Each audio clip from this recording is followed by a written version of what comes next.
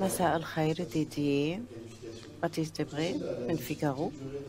مبارك لكم الفوز والوصول إلى النهائي. كما نعرف فمن الصعب أن تظلوا دائما على رأس هرم كرة القدم. هذا الفوز أيضا بعد الأربعة سنوات التي مضت منذ كأس العالم الأخيرة، كيف تفسره؟ ماذا تقول للرئيس الذي حضر اليوم؟ أنا دائما أشعر بالفخر عندما أحقق مثل هذه النتيجة، لأنه من الجيد أننا وصلنا الآن إلى النهائي يوم الأحد. الفوز لم يكن سهلا اليوم، نحن أثبتنا جدارتنا وروحنا الرياضية وروح الفريق، وكان علينا أن نبذل قصارى جهدنا اليوم. أيضا كان هناك لحظات صعبة في أثناء المباراة. كمدير فني أنا راض عن أداء اللاعبين وأنا فخور جدا بهم. أنا لا أفكر بنفسي ولا أضع نفسي أولا، ولكن بالطبع هذا النجاح هو نجاح اللاعبين. وبالنسبة لي الرسالة إلى الرئيس ماكرون، لا أعتقد أنني أستطيع أن أقول لكم هنا شيئا لم أقوله له شخصيا عندما أتى إلينا. كان بطل نهاية المباراة.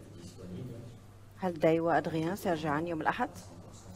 دايو سيكون في صحة تسمح ولياقة تسمح له باللعب، ولم يكن على ما يرام اليوم، ولكنه سيعود. منذ يوم السبت كان يشعر بتوعك لمدة 3 أيام، ولكن رجع إلينا بعدها، والبارحة كان يشعر ببعض الحمى ولكنه في مرحلة التعافي. وبالنظر إلى المباراة الصعبة التي كانت أمامنا اليوم، أنا قررت ألا يلعب وأن يلعب كونتي بدلا منه، لأني أعرف أنه أثبت حتى الآن أنه على مستوى يليق بهذه البطولة.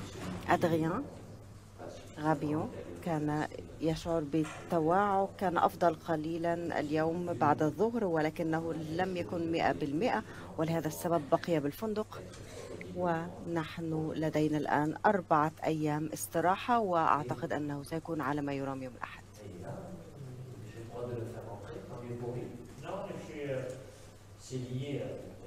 نعم، كولوماني دخل أرض الملعب اليوم، هو جزء من لائحة المنتخب، وبالتالي استطاع أن يلعب. كينزي كومان أيضا لعب في المباراة السابقة، ولكنه أيضا كان لديه بعض الحمى اليوم بعد الظهر، وبالتالي لم يكن على لياقة تسمح له باللعب. وبسبب قوة كولوماني وسرعته وطريقته في الجري، كنت أعتقد أنه أفضل لاعب يمكن أن ندخل به أرض الملعب اليوم، وهو أيضا سجل هدفا، وبالتالي أعتقد أن القرار كان صائبا. كان هناك لاعبين آخرين يمكنهم أيضا أن يلعبوا اليوم، وكان من الممكن أن يصنعوا الفارق. من المهم جدا أن يكون هناك بدلاء جديرين على الدكة، وحتى وإن لم يكن بعضهم قد لعبوا في إطار البطولات الأوروبية، إلا أنهم لم يدخلوا، بالتالي نحن نعرف أيضا عواقب ذلك. مرة أخرى كولوماني رائع شخصيا الفريق. ديدي، سؤال من سانداي تايمز: كان لديك لاعبين خط وسط اليوم يلعبان شباب وليس لديهم الكثير من الخبرة، كيف تقيم أدائهم؟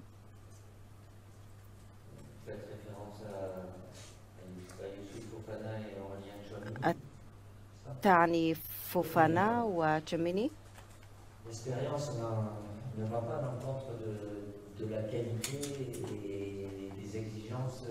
الخبرة ليست هي العامل الفاصل، هي ليست أهم شيء.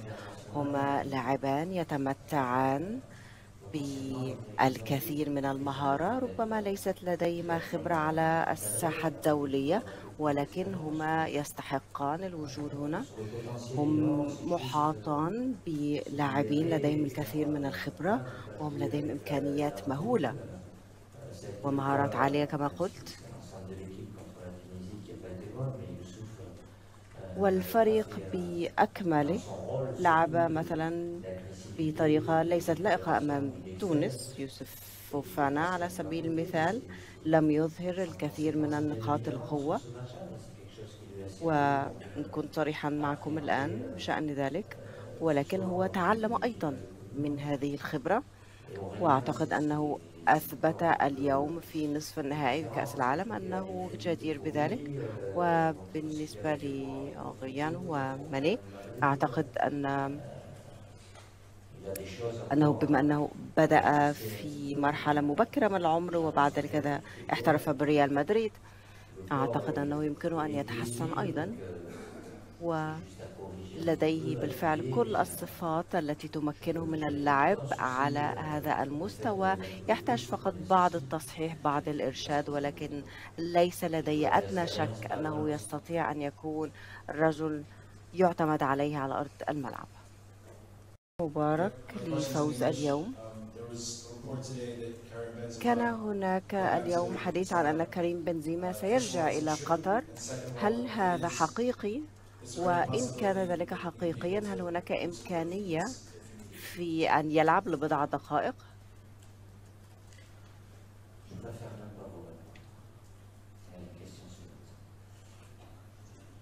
لا أريد أن أجيب عن هذا السؤال في الحقيقة. السؤال التالي. أنا آسف. مساء الخير، دان كينغ من الصن. بالرغم من الهدف المبكر اليوم، ولكن أعتقد أن المغرب سببت لكم الكثير من القلق والمشاكل.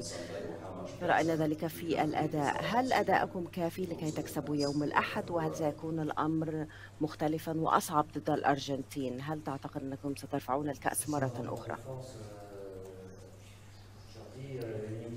الأمر دائما معركة على أرض الملعب. نحن رأينا فريقا قويا ضد كرواتيا، فريق أرجنتين قوي ضد كرواتيا. أعتقد أن هذه المباريات الآن من نوعية قوية جدا. نحن كنا جيدين ضد إنجلترا، وكنا أيضا جيدين ضد المغرب في الشوط الأول وفي بداية الشوط الثاني. هم ضغطوا علينا كثيرا، وربما كان من الممكن أن نلعب بطريقة أفضل، ولكن في النهائي ضد الأرجنتين الفريقان سيلعبان بطريقة أفضل بالمقارنة بكل البطولة، وسنرى الكثير من جودة اللعب على أرض الملعب.